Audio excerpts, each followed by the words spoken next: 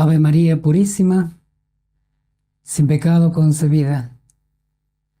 Queridos hermanos, hoy nos toca reflexionar en este eh, camino de retiro, en este camino de reflexiones con los ejercicios de San Ignacio de Loyola sobre Jesús en el desierto. Y antes de ello vamos a hacer una breve oración. En el nombre del Padre, y del Hijo, y del Espíritu Santo. Amén. Ven Espíritu Santo, ven por medio de la poderosa intercesión del Inmaculado Corazón de María, tu amadísima esposa. Amén. Gloria al Padre, al Hijo y al Espíritu Santo, como era en el principio, ahora y siempre, por los siglos de los siglos. Amén. Jesús, en vos confío. María, Madre de la Misericordia, ruega por nosotros. San Ignacio de Loyola, ruega por nosotros. San Felipe Neri, ruega por nosotros. En el nombre del Padre, y del Hijo, y del Espíritu Santo. Amén. Voy a dividir esta reflexión en 4 puntos. En primer lugar, vamos a hacer un esbozo en el Antiguo y el Nuevo Testamento de la importancia que tiene el tema del desierto. ¿Mm? Tanto los libros de la Primera Alianza como el Nuevo Testamento, los Evangelios, incluso el libro del Apocalipsis. Luego vamos a reflexionar justamente en 2 pasajes del Evangelio sobre Jesús en el desierto. En tercer lugar, vamos a hacer también una reflexión en torno a cómo este desierto de Jesús se ha traducido particularmente en la vivencia de los santos y la lucha por el silencio y la lucha espiritual, en el combate espiritual en la vida de los santos, como traducción, como una de las traducciones de este desierto en la vida de Jesús. Vamos a reflexionar sobre 2 santos en particular. Y por último, de alguna manera como una regla mnemotécnica o como un disparador catequético que nos pueda quedar como conclusión, vamos a hacer un acróstico en torno al tema del desierto, la palabra desierto. Brevemente vemos en el primer punto el desierto en las Sagradas Escrituras. Muy sintéticamente vemos cómo en el Antiguo Testamento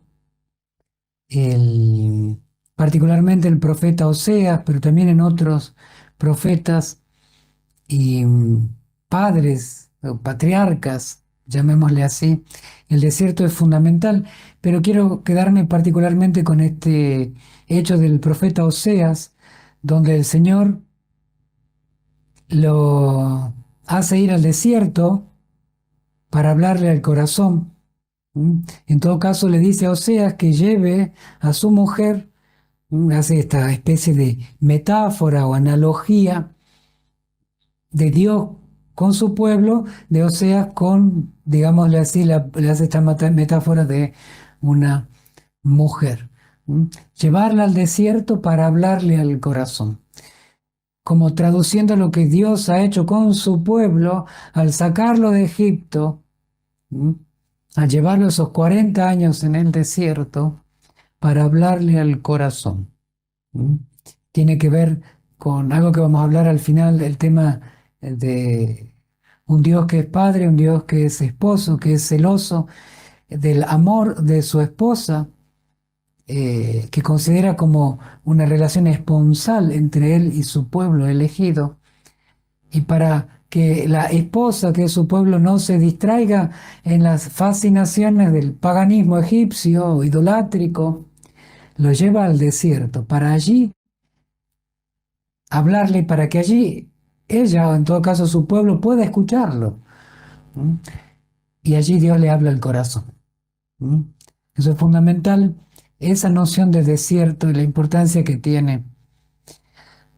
También en el desierto es el lugar donde el Señor pide a Moisés llevar a su pueblo para darle culto, para darle culto.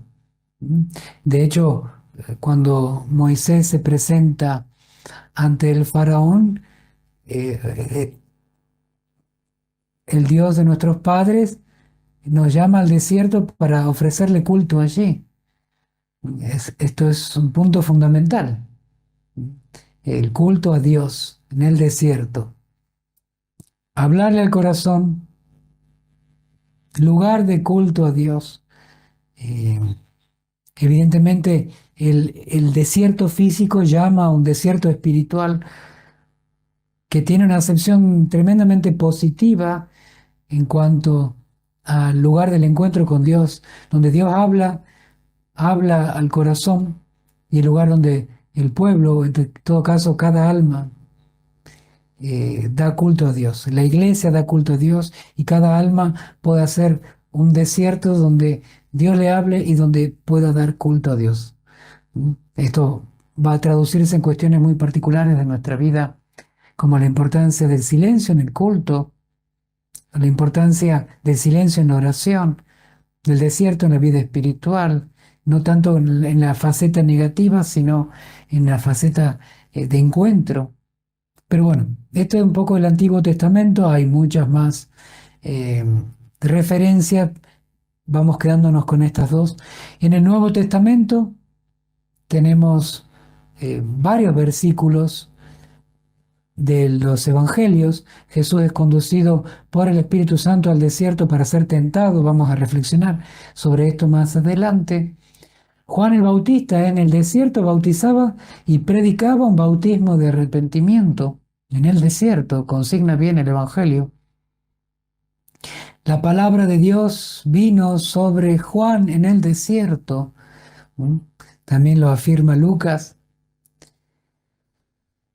También en el libro del Apocalipsis, la mujer huyó al desierto donde tiene preparado un lugar por Dios. Huyó al desierto. También en el libro del Apocalipsis, el ángel lo lleva a un desierto en espíritu. Las referencias al desierto trascienden el mero hecho físico histórico de un lugar como uno se imagina, el Sahara, o bueno, o lugares desolados, inhóspitos y por supuesto inhabitados, pero él va a elevar a un mensaje espiritual que tiene que ver no solamente con el cuerpo, en el Antiguo Testamento el pueblo de Dios, en el Nuevo Testamento la iglesia como cuerpo de Cristo, cuerpo místico de Cristo, y también a cada alma, a cada uno de nosotros. Ahora quiero pasar al segundo punto y empezar a reflexionar sobre algunos pasajes del Evangelio, particularmente dos pasajes del Evangelio. En primer lugar, el Evangelio de Mateo, San Mateo, capítulo 4, del principio, desde el principio. Escuchamos. Por aquel tiempo Jesús fue conducido al desierto por el Espíritu para que fuese tentado por el diablo. Tengo la particularidad de poder leerles un texto del Nuevo Testamento según el original griego, traducido y comentado por Monseñor Dr. Juan Straubinger. Los argentinos tenemos el honor de haber tenido a esta eminencia, erudito, bíblico, eh, el padre Juan Straubinger, cuyas ediciones no cesan de hacerse en torno al Antiguo, al Nuevo Testamento, sus comentarios, eh, y sobre todo porque él hace una traducción directa del griego, memorable, hermosa, y sobre todo sus notas también, ¿no? Pero bueno, entonces he leído un pasaje donde, repito, dice así el Evangelio de Mateo. Jesús fue conducido al desierto por el Espíritu para que fuese tentado por el diablo. Allí donde va a venir, dice el Evangelio, ayunó por 40 días y 40 noches, después de lo cual tuvo hambre. Entonces el tentador se aproximó y ahí empieza la serie de tentaciones. Hagamos una breve reflexión en torno a esto. Jesús es llevado por el Espíritu Santo al desierto. ¿Mm? De alguna manera conectando lo que veníamos diciendo del principio. En el profeta Oseas, Dios lo llama al desierto. A su pueblo, por medio de Moisés, lo lleva al desierto. ¿Mm? Bueno, ahora a su Hijo, Jesús, lo lleva al desierto. El Espíritu Santo lo lleva. De alguna manera comprendemos aquí que Jesús nos va a representar en toda nuestra vida, nosotros allí en el desierto. Él mismo es puesto a prueba allí por nosotros. ¿Mm?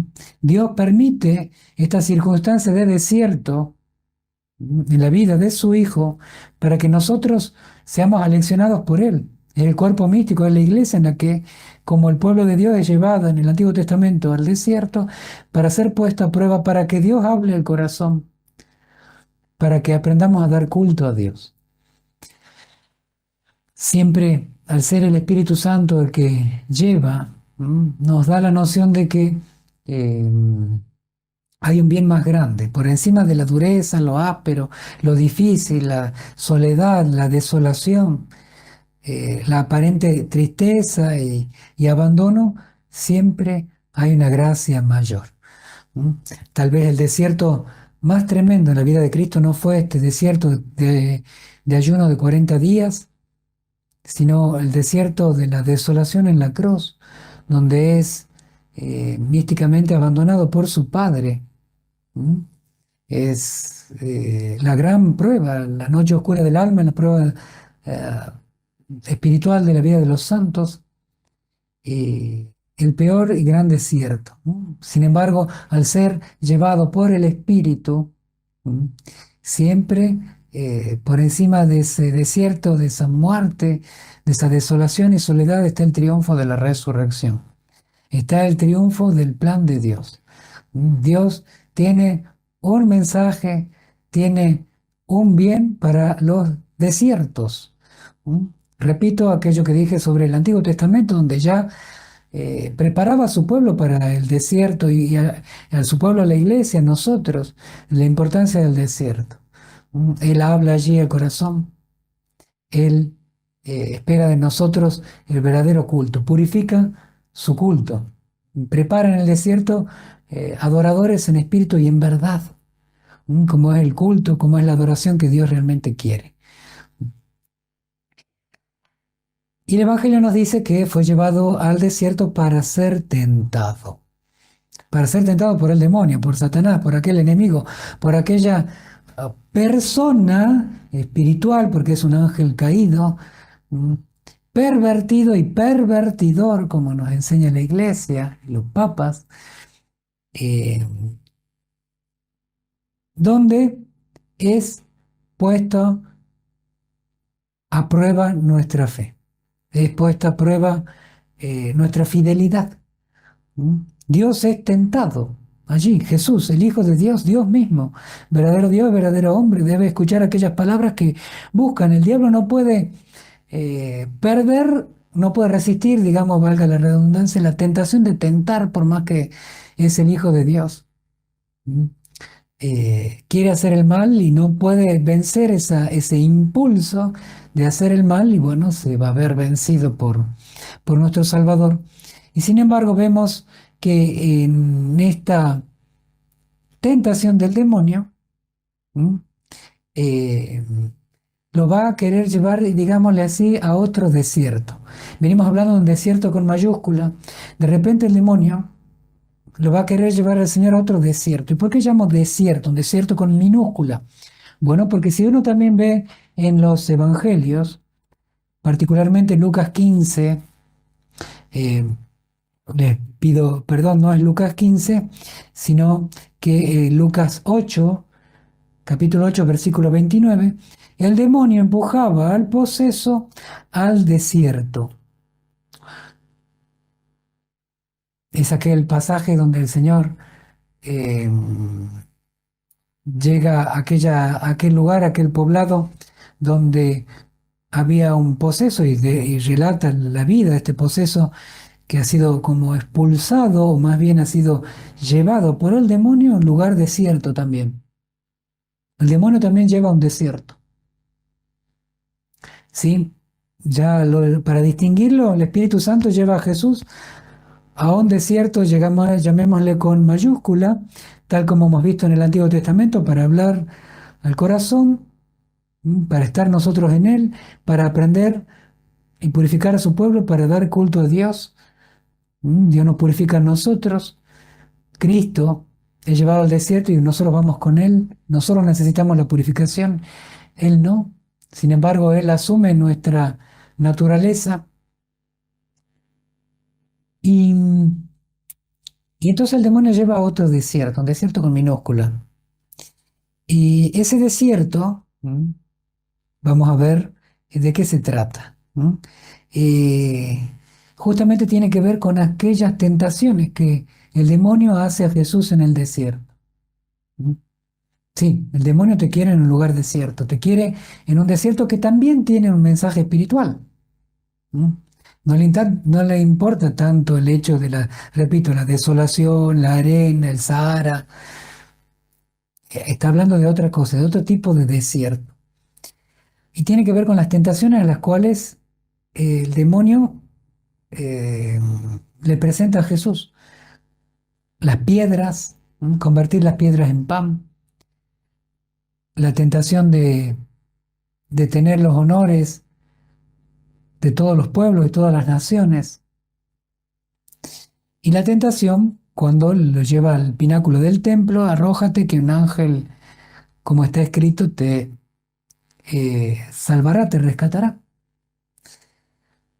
Cada tentación viene a ser una descripción de aquel desierto, como aquel joven del Evangelio de Lucas capítulo 8, que quiere llevar a Jesús, el demonio, que quiere llevarte a ti y a mí. Convertir las piedras en panes viene a ser signo del desierto de aquel que hace de los bienes pasajeros, del comer, del beber, los placeres carnales, su reino. Sí, es un desierto tramposo porque tiene una apariencia de bien. Comamos y bebamos que mañana moriremos, dicen los paganos. ¿Cuántas personas y nosotros conocemos que encuentran en el placer de comer, beber, en el placer sexual o de viajar, de darse todos los gustos, de tener eh, los placeres que da el dinero o, o tantos otros placeres de la carne, piensan que encuentran allí su vida, su felicidad? ¿Cómo sabemos que allí hay un gran desierto, no? ¿Cuántos testimonios de almas convertidas que dan cuenta de que en el dinero, que en el comer, en el beber, ese placer pasajero que se va con la deglución, dura un instante y a veces le rendimos culto a la deglución, al comer y al beber? Sí, es un tremendo desierto. El desierto también de aquel que considera la felicidad como una sucesión de buenos momentos. Qué tristeza. La felicidad está en lo bueno, en los buenos momentos de cada día, lo que voy a comer ahora, lo que voy a beber, lo que voy a ver en el móvil, en el celular, el encuentro con amigos, la salida, el viaje y así. Momentos de placer, digámosle así, exterior, que cuando en algún momento faltan, generan un desierto ya tremendo, un vacío interior, un vacío vital, peor que estar perdido en un desierto. Bueno, ese es el desierto tramposo al que quiere llevar el demonio. También cuando, además de convertir las piedras en pan, signo del placer, le ofrece al Señor los honores del mundo entero, de todos los pueblos, ¿sí? Que tiene que ver con la tentación del tener, ¿sí? Del tener.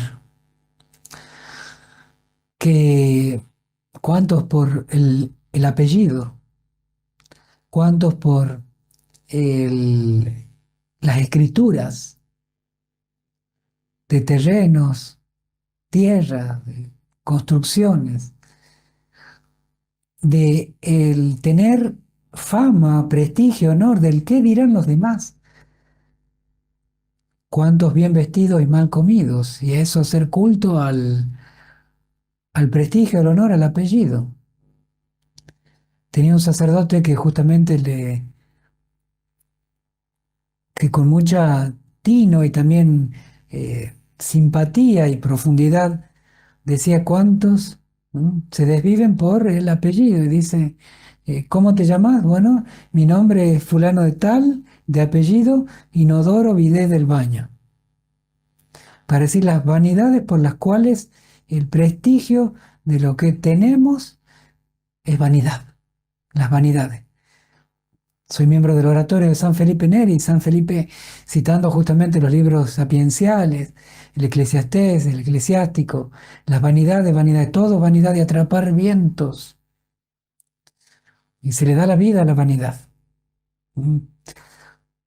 Bueno, esa una tentación también que lleva a un gran desierto, porque son bienes de alguna manera no solamente terrenales, o sea, tengo la escritura de esto, poseo esto, me dicen esto, sino que por encima de eso concreto está el henchirse en humo, henchirse en aire.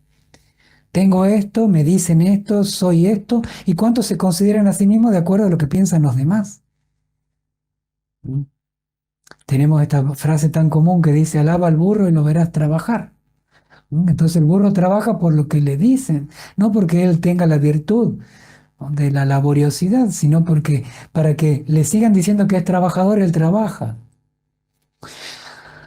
Bueno, el Señor también nos enseña que ahí hay una tentación tremenda y la experiencia nos muestra que también hay un desierto ahí, tremendo, porque es vacío. Eso no llena, no tenemos nada. A la muerte, ¿qué será? Todo es vanidad. A la muerte, ¿qué será? O sea, tarde o temprano la muerte, ante la enfermedad irremediable, nos daremos cuenta que eso queda fuera del cajón, no va con nosotros. ¿Mm? Y por último, la tercera tentación, la que el demonio lo lleva al Señor y le dice, arrójate y tus ángeles te salvarán, como está escrito. Bueno, la tentación del poder, de ser como Dios. ¿Mm? El demonio empezó en el libro de Génesis tentando a esto, a este desierto, lo llevó a un desierto, a Adán y Eva, diciéndoles, serán como dioses. ¿Mm? De nuevo la trampa, el desierto con minúscula, lo llevó al desierto del pecado, a la separación de Dios. ¿Qué peor desierto? Querer ser como Dios. ¿Mm? Ser como Dios según el diablo, porque el demonio lo que tiene es la habilidad de ser un Dios invertido, un pervertidor de lo divino. Dios quería hacernos partícipes de su naturaleza divina y lo hace por medio de su Hijo. Pero el demonio entonces quiso, sean como Dios, no según Dios, sino según yo, según el diablo, ¿no? Qué peor desierto, porque nos convertimos ya no en imagen y semejanza de Dios, sino imagen y semejanza del demonio. Es el peor desierto, cuando nos empezamos a identificar con el demonio. Una sociedad donde ya no da culto a Dios, donde se da culto al hombre, donde se da culto a los beneficios materiales, donde se considera el reino de este mundo como el único reino posible y se busca la felicidad solamente acá. ¿Mm? Qué peor desierto. ¿Mm? Que pensar que estamos en un reino y estar perdidos. ¿Mm? Bueno, estos son los desiertos con minúscula, a los cuales el demonio quiere llevar. Lo tentó a Cristo, el Señor lo venció con la palabra de Dios, porque el Señor vence con su palabra, pero también te quiere llevar a ti. Y por lo tanto, en aquello que la iglesia, y el mismo Cristo y la iglesia nos enseñan como remedio ante las tentaciones de este desierto mentiroso, tramposo, engañador, el Señor lo vence con su palabra, yendo Él al desierto y siendo el lugar de la escucha, del encuentro con Dios y particularmente, como en este tiempo de Cuaresma, ayuno, oración y misericordia al prójimo. Ayuno, oración y misericordia. El ayuno, justamente para vencer ese afán de los placeres, el comer y el beber. La oración, en todo caso, la misericordia en segundo lugar, como para vencer ese afán de tener, es decir, no, dar, hay más alegría en dar que en recibir. ¿Mm? El demonio me ofrece un paraíso que es un desierto escondido, un tramposo. No, mi paraíso está en dar. en hacer el bien por amor a Jesús. Y tercero, la oración. La oración. El Señor fue a orar. Porque en la oración está el hecho de decir, Señor, las riendas las tienes tú. Tú tienes el poder. Tú eres el que lleva adelante mi vida. Tú eres al que se debe adorar y dar culto. ¿Mm? Así vence la palabra de Dios en misericordia con el prójimo. Ahí, en definitiva, el demonio termina trabajando para Dios. Porque el Espíritu Santo lleva al Señor al desierto físico, donde es tentado por el demonio para que quiera ir al desierto tramposo, el desierto con minúscula, y el Señor lo vence, oración, ayuno y misericordia al prójimo, y allí, en ese triunfo sobre esas tentaciones, está una gracia mayor, un bien mucho mayor, a donde llevaba realmente el Espíritu Santo, y ahí, pum, el desierto con mayúscula. Bendito sea Dios. ¿Mm? El segundo pasaje del Evangelio que quiero que reflexionemos y nos quede para nuestra vida es la curación de la suegra de Pedro. Lucas 4, versículo 42 en adelante. Recordemos, Pedro en Cafarnaúm cura a la suegra de Pedro. Eh, Algunos en broma dicen que después de esto fue por lo cual Pedro lo negó 3 veces por haberle curado a la suegra, pero es solamente una broma. Sin embargo, el Evangelio dice que a la madrugada salió a orar a un lugar desierto. Jesús buscaba el desierto. Buscaba el desierto como lugar de oración. El desierto con mayúscula. ¿Mm? Buscaba el lugar de oración. Y quiero leerles una reflexión que hace el Papa Benedicto XVI sobre este pasaje que es muy importante. Jesús duerme en casa de Pedro, pero a primeras horas de la mañana, cuando todavía reina la oscuridad, se levanta, sale, busca un lugar desierto y se pone a orar. Aquí aparece el verdadero centro del misterio de Jesús. Palabras de Benedicto XVI. Jesús está en coloquio con el Padre y eleva su alma humana en comunión con la persona del Hijo, de modo que la humanidad del Hijo, unida a Él, habla en el diálogo trinitario con el Padre. Y así hace posible también para nosotros la verdadera oración. En la liturgia Jesús ora con nosotros. Nosotros oramos con Jesús y así entramos en contacto real con Dios. Entramos en el misterio del amor eterno de la Santísima Trinidad. Jesús habla con el Padre. Esta es la fuente y el centro de todas las actividades de Jesús. Vemos cómo su predicación, las curaciones, los milagros y por último la pasión salen de este centro, de su ser con el Padre. Y así este Evangelio nos enseña el centro de la fe y de nuestra vida, es decir, la primacía de Dios. Jesús sale a orar al desierto y nos enseña así la primacía de Dios. Sigo con Benedicto. Donde no hay Dios tampoco se respeta al hombre. Solo si el esplendor de Dios se refleja en el rostro del hombre, el hombre, imagen de Dios, está protegido con una dignidad que luego nadie puede violar. La primacía de Dios. Las 3 primeras peticiones del Padre Nuestro se refieren precisamente a esta primacía de Dios. Pedimos que sea santificado el nombre de Dios, que el respeto del misterio divino sea vivo y anime toda nuestra vida. Que venga el reino de Dios y se haga su voluntad. Son las 2 caras diferentes de la misma medalla. Estamos acostumbrados a decir las 2 caras de la misma moneda. Benedicto XVI dice las 2 caras de la misma medalla, ¿no? Haciendo más católica aquella común frase. Donde se hace la voluntad de Dios es ya el cielo, dice Benedicto. Comienza también en la tierra algo del cielo, y donde se hace la voluntad de Dios está presente el reino de Dios, porque el reino de Dios no es una serie de cosas. El reino de Dios es la presencia de Dios, la unión del hombre con Dios. Y Dios quiere guiarnos a este objetivo. El centro del anuncio de Jesús es el reino de Dios, o sea, Dios como fuente y centro de nuestra vida. Y nos dice, solo Dios es la redención del hombre. Y la historia del siglo pasado nos muestra cómo en los estados donde se suprimió a Dios, no solo se destruyó la economía, sino que se destruyeron sobre todo las almas. Las destrucciones morales, las destrucciones de la dignidad del hombre, son las destrucciones fundamentales. Y la renovación solo puede venir de la vuelta a Dios, o sea, del reconocimiento de la centralidad de Dios, es decir, la primacía de Dios. Miren todo lo que dice en este pasaje evangélico. El hecho de que Jesús salga a orar a solas con Dios en el desierto. La primacía de Dios. Todo lo que hace Jesús viene de este centro. Y por lo tanto también nosotros, también como iglesia, también cada uno en su apostolado, en su servicio. Todo debe provenir de ese centro, de la primacía de Dios, de ese lugar a solas en oración con Dios.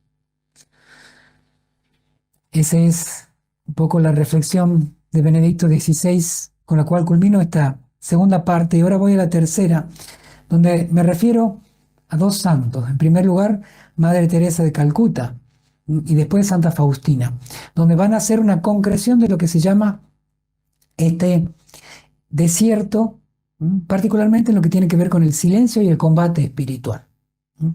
Ese desierto con mayúscula de Jesús del que hemos hablado en la primera y segunda parte, en la vida de los santos, en tu vida, porque tú también y yo también podemos y debemos ser grandes santos, así no nos conozca nadie. Y ese desierto se traduce en silencio y combate espiritual. Una de las maneras, ¿no?, de traducirse en nuestra vida concreta es el silencio y combate espiritual. Al punto que Madre Teresa de Calcuta va a decir en una memorable frase: del silencio brota la oración, de la oración la fe, de la fe la caridad, de la caridad el servicio. Madre Teresa de Calcuta, que era justamente y es a nivel civil conocida como la patrona de la solidaridad, de la bondad entre los seres humanos, o al menos se ha querido a nivel humano instalar a Madre Teresa, fascinado con ese ejemplo. Bueno, es solamente el fruto de un árbol que Madre Teresa comienza con la raíz del silencio. El servicio de Madre Teresa, que es reconocido por el mundo entero, bueno, el mundo entero no reconoce que la raíz y el árbol del cual proviene ese fruto, que es el silencio, la oración, la fe y la caridad. Bueno, pero silencio y oración es como esa argamasa de la cual surge todo, ¿no? Sin silencio y oración, sin silencio y adoración, no se puede nada. Y ese silencio significa silencio. Significa hacer silencio, buscar lugares de silencio. Silencio exterior, callar un poco tantos aparatos, callar un poco tantos ruidos, callar un poco y dar un lugar en nuestra vida, en nuestro tiempo, en retiros. Parar tanto frenesí de actividades que a la larga nos damos cuenta que no eran tan importantes, o al menos no era que teníamos que resolverlas hoy. Silencio. Y silencio, no el silencio de la nueva era, porque de hecho ahí están de moda esos lugares de silencio también de la nueva era, donde se practica el yoga, el reiki, y esas cosas donde nos introducen en nosotros mismos, en nuestras propias capacidades psicológicas. No, esto es un silencio y de oración, un silencio para el encuentro y la escucha con Dios, con alguien. Vamos al silencio, no vamos a un vacío, vamos a encontrarnos con alguien. Por eso vamos a orar. Silencio y oración. De esto surge entonces la fe, se fortalece nuestra fe católica y por la fe entonces aprendemos a amar a Dios y amar al prójimo, ¿no? En obras concretas como son las del servicio y las obras de misericordia. Bueno, es todo un itinerario del combate espiritual, realmente hacer silencio, oración, fe, caridad y servicio, ¿no? Ahora vamos a Santa Faustina, particularmente yo como difusor de la Divina Misericordia. Tenemos un servicio que se llama Habla al Mundo, hablalmundo.com, nuestra página web, donde difundimos la Divina Misericordia con retiros, encuentros y un servicio diario de crecimiento en la Divina Misericordia. Bueno, Santa Faustina comprende bien que en el combate espiritual está la concreción de aquello a lo que el Señor llama en nuestra vida, la concreción del desierto en nuestra vida es el combate espiritual. Y quiero leerles cómo el Señor instruye a Sor Faustina en el combate espiritual. Es el Señor mismo. Ustedes saben, el diario de Santa Faustina se lo ha dividido posterior a su muerte en numerales, se le ha puesto números para orientarnos fácilmente dentro del mismo. Vamos a leer el numeral 1760, donde Jesús mismo le instruye a ella. Pero ojo, un detalle. Ella llega a escribir hasta lo que hoy conocemos como el numeral 1803. Y este es el numeral 1760. Estamos hablando 43 numerales antes de morir. O sea, unos meses antes de morir. Sor Faustina estaba consumida por la tuberculosis. Estaba muy cerca ya de dejar de escribir el diario espiritual. Eran apenas los últimos meses de su vida y sin embargo estaba en combate espiritual y el Señor la instruye allí. Estaba internada en un hospital cuando recibe esto y estaba postrada en cama. Básicamente no se levanta de la cama. Pero estaba en combate espiritual y el Señor la instruye porque era muy importante para ella y para nosotros ese tiempo que Dios le daba todavía de vida. Escuchemos el combate porque es también para ti, es también para mí. El Señor le dice así a Sor Faustina: hija mía, quiero instruirte sobre la lucha espiritual. Nunca confíes en ti misma, sino que abandónate totalmente a mi voluntad. En el abandono, en las tinieblas y en diferentes dudas, recurre a mí y a tu director espiritual, y él te responderá siempre en mi nombre. No te pongas a discutir con ninguna tentación. Enciérrate inmediatamente en mi corazón y a la primera oportunidad revélala al confesor. Pon el amor propio en el último lugar para que no contamine tus acciones. Sopórtate a ti misma con gran paciencia. No descuides las mortificaciones interiores. Justifica siempre dentro de ti la opinión de las superioras y del confesor. Aléjate de los murmuradores como de una peste. Que todos se comporten como quieran. Tú compórtate como yo exijo de ti. Observa la regla con máxima fidelidad. Después de sufrir un disgusto, piensa qué cosa buena podrías hacer para la persona que te ha hecho sufrir. Evita la disipación. Calla cuando te amonestan. No preguntes la opinión de todos, sino de tu director espiritual. Con él, sé sincera y sencilla como una niña. No te desanimes por la ingratitud.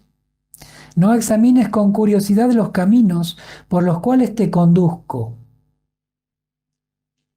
Cuando el aburrimiento y el desánimo llamen a tu corazón, huye de ti misma y escóndete en mi corazón. No tengas miedo de la lucha. A menudo el solo valor atemoriza las tentaciones y no se atreven a atacarnos. Lucha siempre con esta profunda convicción de que yo estoy a tu lado. No te dejes guiar por el sentimiento, porque él no siempre está en tu poder. Todo el mérito está en la voluntad. Depende siempre de las superioras en las cosas más pequeñas. No te hago ilusiones con la paz y los consuelos, sino que prepárate a grandes batallas. Has de saber que ahora estás sobre un escenario donde te observan la tierra y todo el cielo. Lucha como un guerrero para que pueda concederte el premio. No tengas mucho miedo porque no estás sola. Sor Faustina, cuya congregación tenía una vinculación muy estrecha con los retiros espirituales de San Ignacio y a quien el Señor acudía con una guía espiritual maravillosa y personalizada, en este numeral 1760 del Diario Espiritual le hace una verdadera síntesis vital para los últimos meses de su vida, como para pulir su obra. El Señor está puliendo la obra de la grandísima santidad de Sor Faustina y lo hace no solamente para ella, para prepararla para la eternidad, sino también para ti. De hecho, culmina así. Ahora estás sobre un escenario donde te observan la tierra y todo el cielo.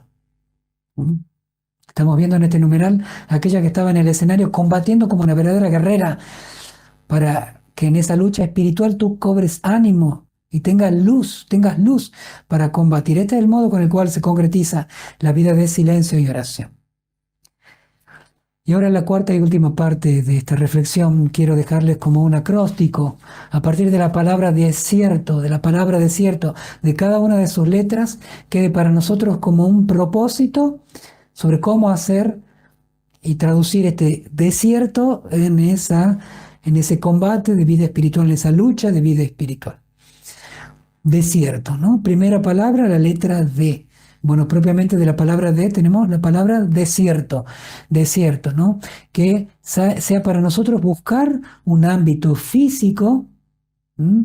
Inmediato, en el cual abocarnos eh, a la vida con Dios, ¿m? Sea en retiro espiritual, sea en un altar en nuestros hogares, en nuestras habitaciones, cuidar nuestros templos como lugares de desierto, de encuentro con Dios. ¿Mm? Segunda letra, la letra E, espíritu. ¿Mm? Es el Espíritu Santo el que nos lleva al desierto, como lo llevó al Señor. Es el Espíritu Santo el que nos lleva a la vida interior, el que nos lleva al encuentro, como veíamos en el Antiguo Testamento, a que Dios nos hable al corazón. ¿Mm? Y a poder dar un verdadero culto a Dios. Tercera letra, la letra S, silencio. ¿Mm? Silencio. Hablemos acá ya del silencio interior. ¿Mm? Del silencio interior. Callar nuestros ruidos, nuestras voces, nuestras tantas preocupaciones, tareas y actividades en aquellas en las cuales se expande nuestro yo y nuestro modo de hacer y cómo tenemos que hacer cosas para... Jesús fue al desierto. Jesús fue al silencio. Jesús era silencioso. ¿Mm? Jesús era silencioso. Amaba el silencio y enseñaba el silencio. Silencio interior. ¿Mm? Es nuestro modo de callarnos a nosotros mismos y callar tanto ruido. ¿Mm? Busquemos ese silencio interior. Cuarta letra, iglesia. ¿Mm? La letra I, iglesia. Venimos viendo desierto, la letra cuarta, iglesia. Sepamos que cuando vamos al desierto vamos con mamá iglesia, que nos instruye en la importancia de esto, de ir al desierto. Vamos con la mochila de la doctrina y la verdad de Dios, de la revelación, de su amor. Voy en familia. ¿Mm? Voy en familia porque hay una comunidad que está rezando por mí, por mi silencio, para que sea fructuoso siempre. ¿Mm? Voy en iglesia significa que cuando voy al desierto voy con la iglesia porque no estoy huyendo. Nunca hago de la oración un escape mío. Nunca hago del desierto, me voy yo solo un momento ya para aislarme, escaparme. ¿Mm? En todo caso, en el desierto voy a encontrarme con Dios, que Él me guía si me quiere en una consagración total, en una vida de desierto y oración, pero aún el monje más en vida ermitaña siempre está con el corazón en Dios y en el bien para la salvación de las almas. Siempre hay un amor y una integración a la iglesia. Nunca es huir. ¿Mm? Vamos con una mamá, vamos con la comunidad que reza. ¿Mm? Y vamos siempre para un bien para los demás. Quinta palabra, la letra E, enamorados. El lugar de los enamorados. Sí, como en el Antiguo Testamento, el Señor con Oseas le dice, lleva a esta mujer al desierto, declárale tu amor, el Señor que le declara su amor a su pueblo, le habla al corazón, le declara su amor. En el desierto, el lugar de los enamorados, y es el lugar del primer amor. Yo te amé primero. ¿Mm? Siempre decimos que es bueno volver al primer amor cuando mucho más del tema humano, del amor humano, tiene que ver con aquellos encuentros, primeros tiempos de nuestra conversión, de nuestro acercamiento a Dios. Bueno, en el Antiguo Testamento, perdón, en el Apocalipsis es porque no me amas como en los primeros tiempos, vuelve a tu primer amor, le exige al lector. Entonces, el primer amor. El lugar de los enamorados, el desierto. Sexta palabra, la R, letra R, reyes. Reyes, en el desierto es donde aprendemos a ser reyes. Recordemos que somos reyes por el bautismo, sacerdotes, profetas y reyes, y particularmente porque hay que sabernos dominar a nosotros mismos en el desierto. Fluyen los ruidos, las preocupaciones, las inquietudes. Me acuerdo de un retiro espiritual ignaciano que me tocó hacer en un escritorio, estaba escrito con lapicera, quiero irme de acá. ¿Mm? Bueno, era alguien que no daba más. Bueno, evidentemente cuando empieza el tiempo de silencio y reflexión y oración, nuestra naturaleza se revela porque no quiere que tú reines, quiere reinar ella. Nuestra naturaleza pecadora quiere reinar ella. Por eso el desierto es el lugar de los reyes. Acá reino yo, y reinando yo, reina Dios. Y entonces Cristo se hace mi rey. Entonces Cristo reina. Dios reina donde uno reina. Y así Cristo es el verdadero rey. ¿Mm? Luego la penúltima palabra, la letra T. La letra T, vamos a decir totales. El desierto es el lugar de la totalidad. Tú y yo, Señor, por entero, donde estoy en mi totalidad. Soy lo que soy con total sinceridad, franqueza, abierto el corazón y para darme por entero. Por entero. No, que bueno, la mitad del corazón, un porcentaje, me quedo un pie en el mundo y lo demás acá contigo. No, totalidad, totalidad. Dios nos ama con amor total, nos dio a todo su amor que es su Hijo. Y amor con amor se paga, en el amor total. Él es nuestro único y verdadero amor, que corresponde a la totalidad del corazón.